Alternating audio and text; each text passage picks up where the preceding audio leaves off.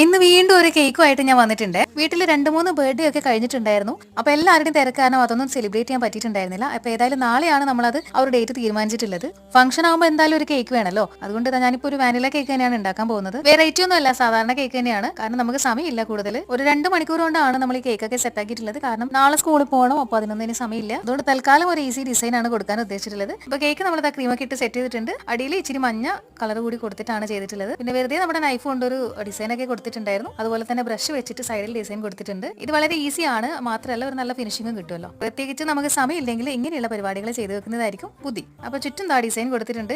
അപ്പൊ മുകളിലും yellow colour വെച്ചിട്ട് സാധാരണ ഡിസൈൻ തന്നെയാണ് കൊടുത്തിട്ടുള്ളത്. അപ്പൊ പേര് എഴുതാൻ നോക്കിയപ്പോൾ അത് ഇച്ചിരി ഒന്ന് സ്പ്രെഡ് ആയിട്ടുണ്ടായിരുന്നു. ബ്ലൂ കളറിലായിരുന്നു എഴുതിയിട്ടുണ്ടായിരുന്നത്. അതുകൊണ്ട് തന്നെ അത് വീണ്ടും മായ്ച്ചിട്ടായിരുന്നു എഴുതിയിട്ടുണ്ടായിരുന്നത്. അപ്പൊ വീട്ടിലേക്ക് വേണ്ട കേക്ക് ആയതുകൊണ്ട് തന്നെ വീണ്ടും അത് ഒരുപാട് ഫിനിഷ് ചെയ്യാനൊന്നും നിന്നില്ല.